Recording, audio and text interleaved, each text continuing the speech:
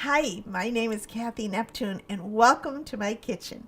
I'm going to share with you some fun tips, ideas, and recipes and techniques to make your time in the kitchen fun, fast, and fabulous.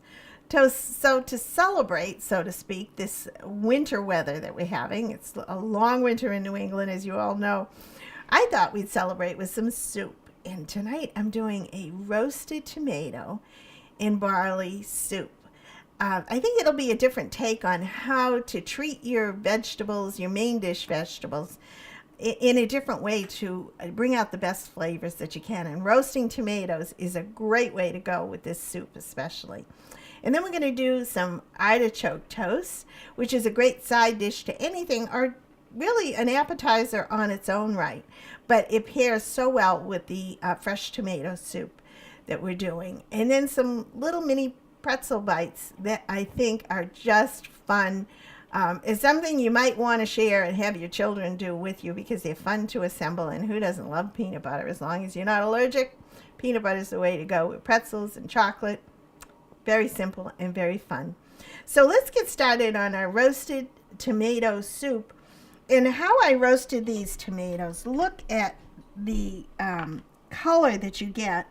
I used Roma tomatoes, and they're all toasted, and you slice your tomatoes in half, and I use a spoon to scoop out the seeds, because the seeds, when you cook them, make your tomatoes and your tomato sauces very bitter.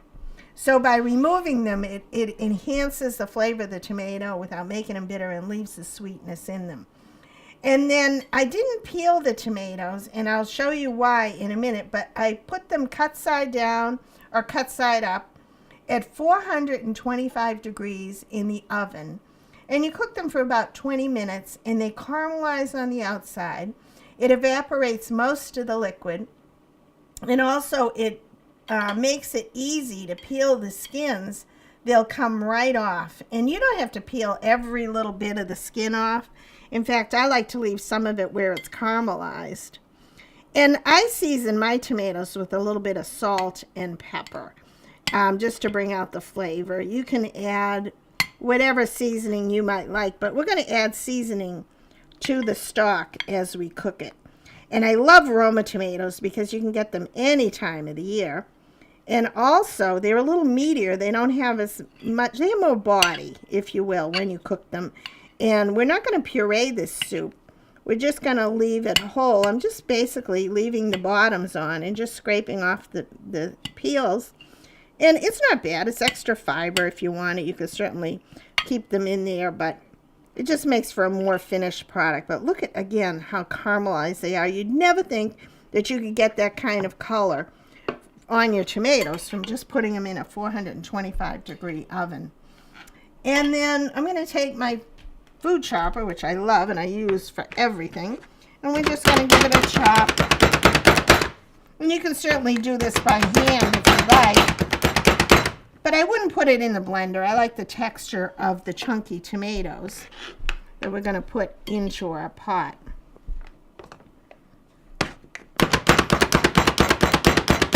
And I'm going to add some beef stock to this. So I'm just going to put these, let's see, we're going to take these, and you can see they're broken up into chunks. They're not really as mushy, and again, I love the texture of this. That you're going to cook down with your beef stock, and I'm going to I started a pot here on the stove just to get a jump start on this, and I added to the tomatoes. I have some already in here. I'm going to add the rest of the tomatoes. Thank you, Angela, for my beautiful, I love this cutting board. Isn't that cool? You can make a little trough, if you will, to scoop all the tomatoes in there. And I put about a half a cup of barley. And you can do quick cooking, or this is a regular barley, so that's already in the pot. And you can certainly double this recipe if you'd like. In here I have 3/4 of a cup of regular tomato juice, or you could use a vegetable juice if you'd like, you know, the kind you get in a jar or a can. And then in total, I already have beef stock in here. I'm going to add one more cup. I have 3 cups in all of beef stock, but if you want to do all vegetarian, go ahead and use a nice vegetable stock too. I always save my beef juices or beef stock from when you do a roast beef, a pot roast, or some braised short ribs. It makes a great stock to have, and you can freeze it as well, so why not? Now the recipe calls for a teaspoon of Italian seasoning. That's exactly 911 flakes. You can count them if you want. And then some basil. And you can use fresh basil, or you can use the jarred basil if you want. A teaspoon of that.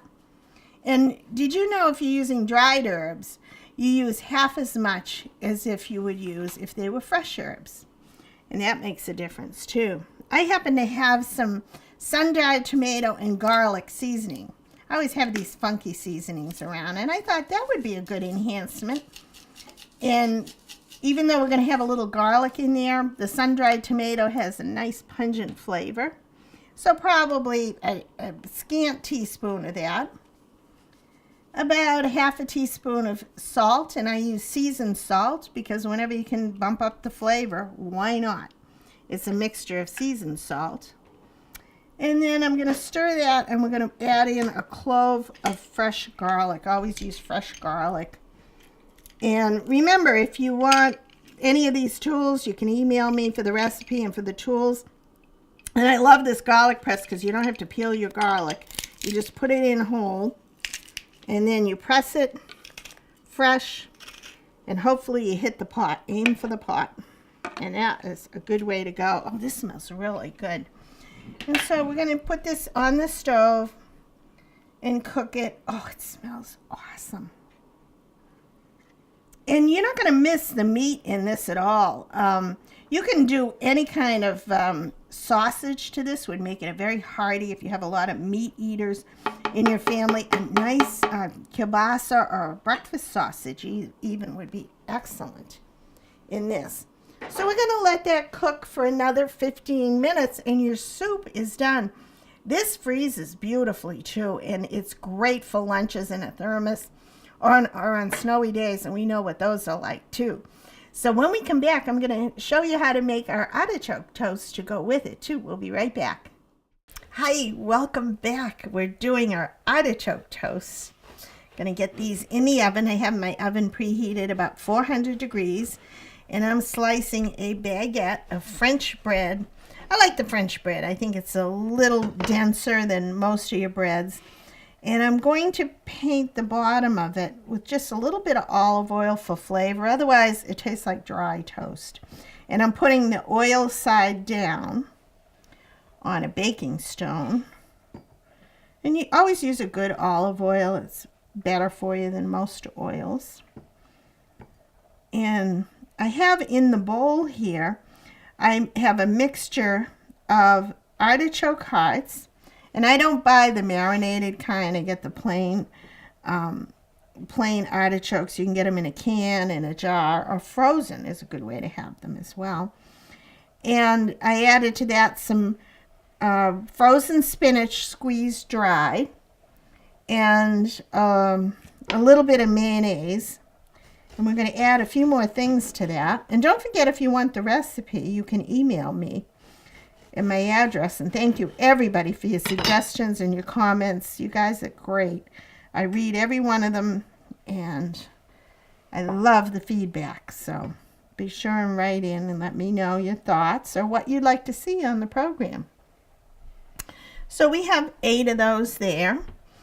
And in our bowl here, I'm going to add, why not a little more garlic? Garlic is a good thing. And always use fresh garlic. It just works better for you. And I wouldn't even use a whole thing of garlic. It depends too. You can always double most of the recipes that I give you, but I wouldn't even use a full clove of garlic. And then I'm going to add a blend of cheese. I have a Romano. I have a little bit of provolone, and then Parmesan cheese. And we're going to add a good amount because this will add a little bit of glue, if you will, to hold the recipe together. So probably a good half a cup of, really you could use any of your favorite cheeses that you might like. But those are my favorites because they're a little denser when they melt. And we're going to put this on top. And as I mentioned earlier, this makes a great appetizer because when all the cheeses melt together, they're going to puff up a little bit in the oven. And if you'd like, you can add, I like a little bit of fresh feta cheese. Not too much because this is salty. So you don't want to add too much salt. And for freshness, I like a little chopped green onions or chives. And if you didn't have chives, you could certainly use a red onion. I think is a little milder than most. But I like the flavor that the green onions add. It's a little bit milder. So on here, let's divide this and do about a teaspoon on each, not too much. And try and get it right to the edge of your toast so that the edges don't get dry and hard. You want to keep them nice and moist. And as I mentioned, our oven is preheated. And I'm going to finish these up. And if your family doesn't like artichokes, you can certainly substitute more vegetables. You could do like a, I don't know, more spinach. Just do all spinach and garlic. And there's certainly enough flavor in here that somebody's going to love them. No matter how you make them, homemade is always good. I wouldn't assemble these too far in advance because you make the bread kind of soggy. And you know, these here, that's why I love the denser breads. You wouldn't want to use the sandwich bread with these because it just doesn't hold up. But you could certainly use an Italian bread. I've even used pita bread. Pita bread is great to have on hand because they hold up well for this also.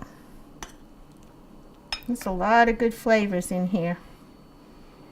Sometimes I've added black olives to this. I wouldn't do green olives. They're a little too salty with the feta. And you can omit the feta if you'd like.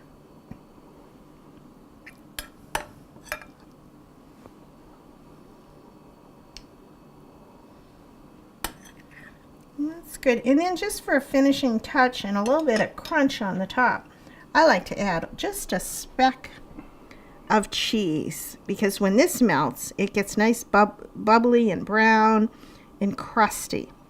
So a little more cheese, what the heck.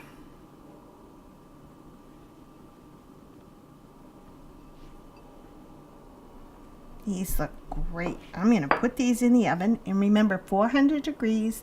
Check them after about 20 minutes to see if they're done. But remember, they're going to toast underneath as well as cook and warm through.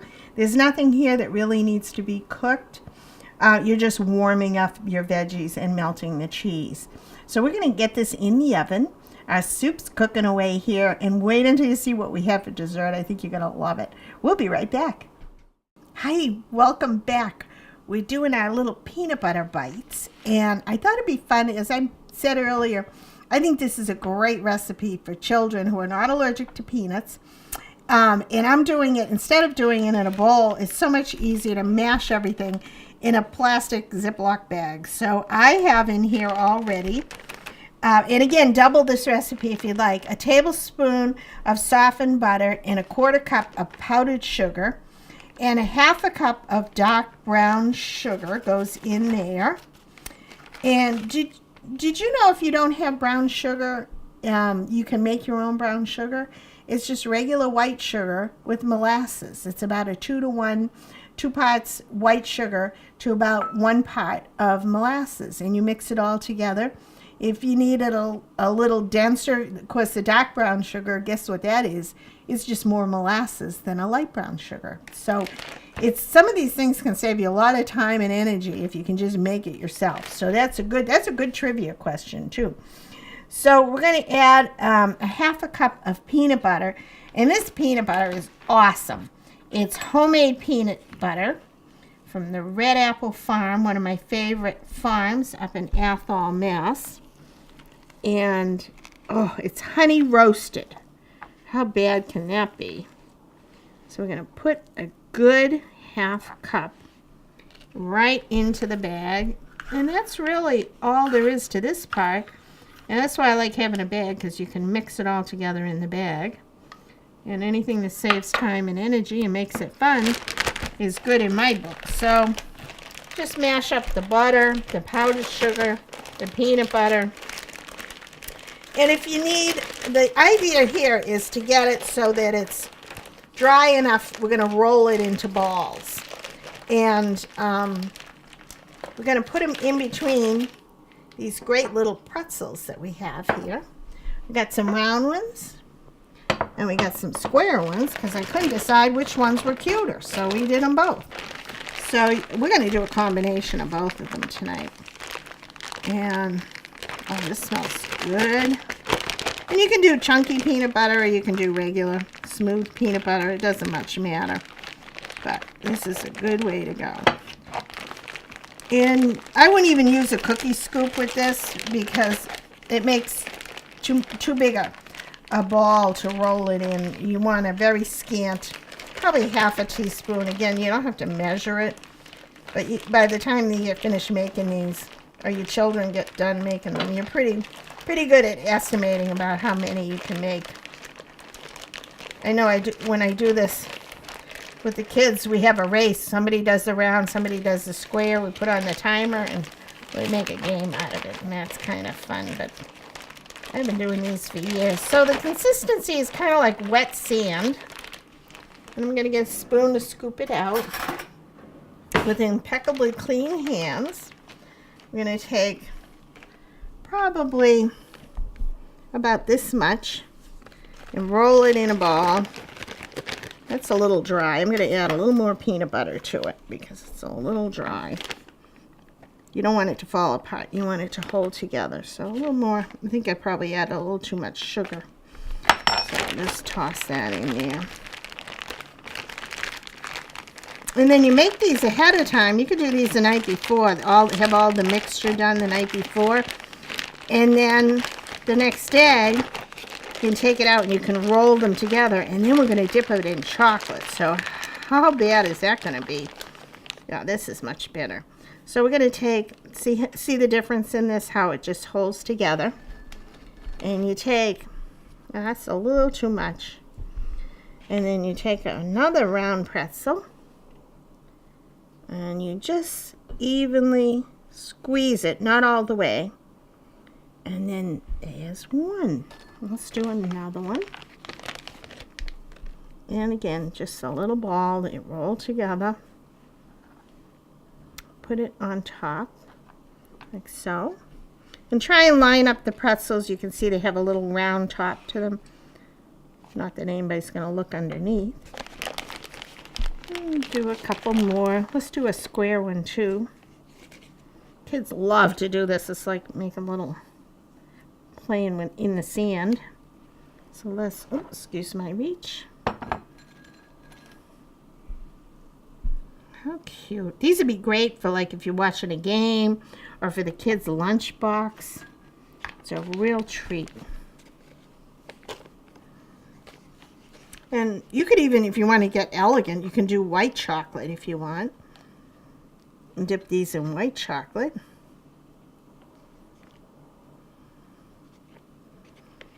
So you can do them as thin or as thick as you'd like. And double in the recipes. You'll be doing these for quite a while because it makes a lot of these. Put those in. So you kind of get the idea. It's a good thing. On a snowy day, the kids are home from school. Mom, what are we going to do? Well, let's make these little peanut butter bites. And you can keep these pretzels in your cabinet, and they're always good to go. You always have peanut butter. And then I'm going to wash my hands for a minute. And we're going to make the chocolate topping. And we're going to do that in the microwave, which is really easy to do.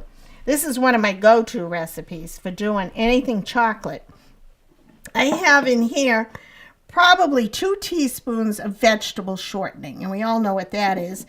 And then you start out slowly. I'll probably do 3/4 of a cup of semi-sweet chocolate chip, but you could use like milk chocolate if you want milk chocolate chips or dark chocolate. And I'm going to put this in the microwave and cook it on high for 30 seconds at a time. Don't do any more than that because the chocolate will scorch and burn, and then you're going to have a problem. There's no coming back from scorched chocolate. So we're going to do that, and then at 30-second intervals we're going to mix it together to blend. The melted chocolate is going to start breaking down, the shortening is going to start melting, and they're going to merge together, but it needs a little help by mixing it. But if you do it too quickly and you get very impatient with it, it's not going to be good. So it pays to really take your time on this. So the first one, you can kind of see how it's kind of breaking down. The shortening on the bottom has started to melt, but the chocolate hasn't gone that way yet. But by coating it and mixing it, it's starting to melt. And I've seen a lot of techniques, and it's probably the proper way to do it, is put your chocolate over boiling water in a pan and everything. But if you're very careful and very patient, as I said, this will work fine for you. So back in it goes for another 30 seconds. So we'll try that. Oh, the soup is looking really good. And you want to have a little extra beef stock in case the barley sometimes has a tendency to thicken your soups, which is fine. But if you like your soup a little thinner, feel free to add a little more tomato juice or beef stock as you go along as needed. But this is looking pretty darn good. And I've also done ahead of time, here's some pretzels that I've already done, and I did them ahead of time and put them in the freezer because if they're frozen, they're going to melt really. The chocolate is going to adhere really, really quickly.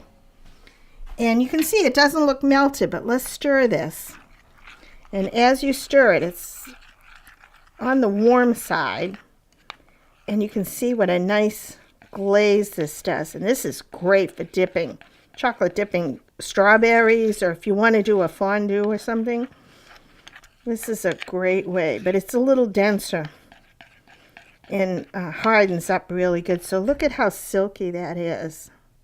It's perfectly blended in 30 seconds at a time. Probably doing it twice will probably be fine.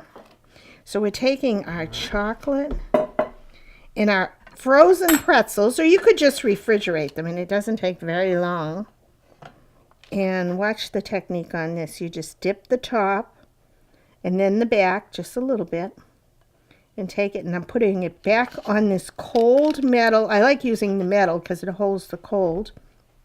And again, dipping it this way and back. And I'm putting it on the parchment paper, which will release a lot better. But these are going to solidify much quicker because of the cold on the metal pan. Look at how cute these are. They almost look like little hearts for Valentine's Day. You could kind of do those for Valentine's Day. Boy, these good. Now, I don't know if they'd freeze too well after you have the chocolate on them. And honestly, I don't think you're going to have any of these left because they're so good. But that's a good little trip to know as well. Even if you're doing chocolate dipped strawberries, it's nice to have your strawberries chilled. You wash them first and dry them thoroughly. And that's so important because if you get any liquid in your chocolate, it's going to seize up and then you're going to have a problem. Chocolate is it's kind of the princess of the the candy world, because you got to treat it with a little respect and kindness, and you'll get paid back 100-fold, because chocolate likes to be treated well. And these just take probably 10 minutes to set up. If it's a warm summer day, you can put these in the refrigerator, but look at the ones we've done already, are already solidifying. And they are as cute as can be. Cute is good in the kitchen. These would be pretty if you did some half in chocolate, dark chocolate, and some in white chocolate too. I think they're really good. Either way. I think I might bring these into work tomorrow. Or maybe I won't. But it's good to share.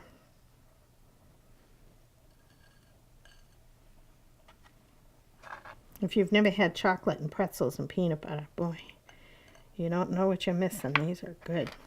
I think we can get all of these done. What do you think? And I would store these probably in an airtight container. And I wouldn't put them on top of each other. I'd use a tray like this so that they'd stay separate. You don't want them melting together. Maybe after they're set up, you might be able to do that. But while they're setting up, you want to kind of keep them a little separate.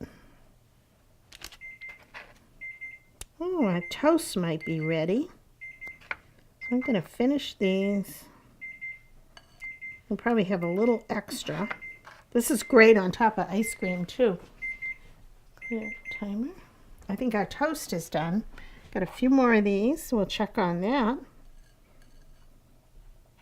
So you get the idea.